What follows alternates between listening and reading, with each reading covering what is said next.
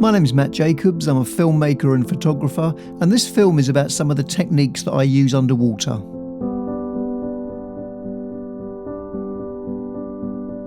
There's different considerations to be aware of when shooting underwater as opposed to shooting topside. You mustn't be fixated on what you're filming. You've got to be aware of your air consumption, for example, your depth. You've got to get your buoyancy just right so you can get those smooth, stable shots. But the biggest obstacle to overcome is the water itself. You need to minimise the amount of water you're going to be shooting through, and that means getting as close as you possibly can to your subject. And in turn, that's going to influence and restrict your lens choices. You're going to be looking at ultra-wide angle lenses or macro lenses. Personally, I favour ultra-wide angle. I use a 7-14mm and an 8mm fisheye. Now, a lot of people ask me what lights I use underwater, and it's God's own sunlight. It's all ambient. I do, however, use a red filter between the camera body and the lens. This helps me to neutralise the blue, and I'm manually white balancing every time I change depth by around 5 meters or so. This enables me to get that punch and the clarity and the saturation that I'm after. So just relying on the sun then means I've got to constantly be aware of what the sun is doing, how it's reacting with the reef. And this means I've got to shift my position a lot. I've got to get into places where the sun is really going to illuminate my subject for the most pleasing results.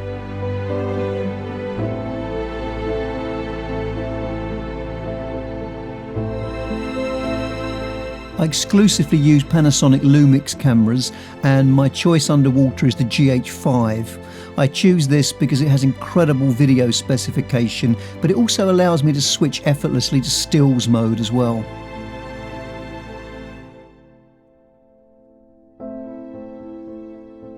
All of my housings are Icolite. They're very tough, very reliable, and I've used them for over 10 years now, I think. Now, 90% of the time underwater, I'm going to be in full manual mode. I want as much control over the camera as I can possibly get. But there will be times when I want some sort of automation from the camera. I want the camera to do the heavy lifting in some special circumstances. For example, if a large animal appears that I wasn't expecting to see, and I don't have time to dial in the exposure. And the way I do that, I have a custom setting on the camera that I can flick into, where my shutter speed is nailed down. That's not going to move. That's at 180 degrees shutter angle. But the aperture is allowed to float up and down, and the ISO is floating up to a limit, I think, of around 600. And these eagle rays are a nice example of when I flicked into that semi-auto mode, they suddenly appeared way below me at about 30 meters down. I had to swim down very quickly, get underneath them, and I just wouldn't have had time to manually expose for them because the encounter was just too fleeting, really.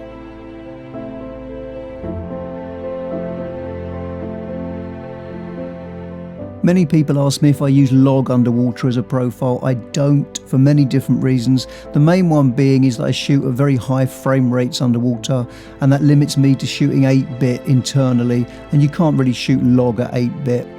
Would I choose log if I could underwater? Probably not. I'd probably use something like hybrid log gamma instead. I do shoot stills underwater as well. As I said earlier, the LUMIX GH5 gives me that opportunity to jump in and out of stills or video mode. Here's a few of my favourites that I've taken over the years. These bottlenose dolphins in the Egyptian Red Sea are quite hard to photograph because they move very, very quickly. When a dolphin comes very close to you and looks at you directly in the eye, it's an incredible experience. It's quite hard to describe. It's like they sort of possess a higher intelligence, something that we can't quite comprehend. By the way, please don't ever buy a ticket to a captive dolphin show because they suffer terribly in those places. Sci-fi, portal to another world. This is in the Maldives. It took me quite a while to get this shot. I think I shot it over a few days because I wanted to get the light exactly right coming through the bubbles like that. This one was a hard shot to get, as this wreck, the Giannis D, is usually swarming with divers, so I was really lucky to get just a lone diver on the wreck, and that diver's my very, very good friend Ahmed Maharam, the owner of the Juliet, which is a boutique liveaboard in the Egyptian Red Sea. This is the beautiful Yara. This is Ahmed's niece. She's diving under the Juliet here. We set this shot up and I said to her, can you swim under the hull of the Juliet for an idea that I've got in my mind? And she said, well, I've never done it before. I'll try, I'll give it a go.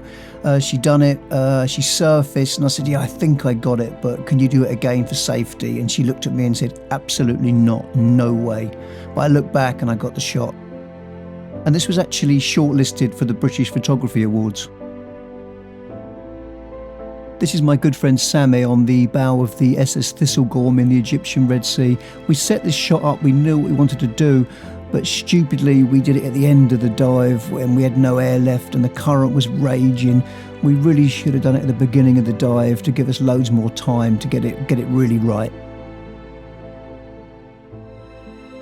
This is a grey reef shark in the Maldives. He was hunting in the morning at about 30 metres down and he was so fast I had to jack the shutter speed way up to try and capture him. He was just incredibly quick.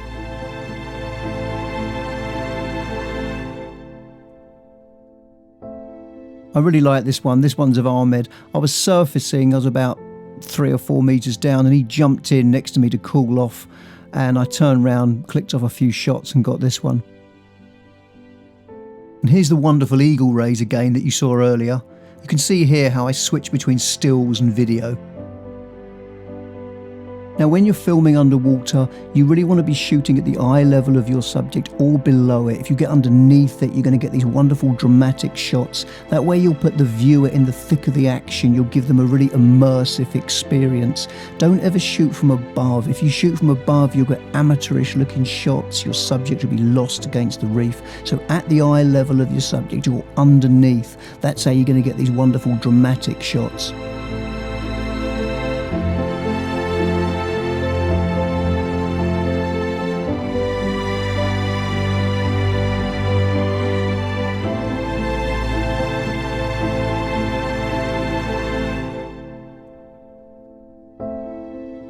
Well, I do hope you've enjoyed this. I hope it's given you a bit of an insight into how I shoot underwater. If you've got any questions at all, you can reach me through my website, narcosispictures.com. Thanks so much for watching.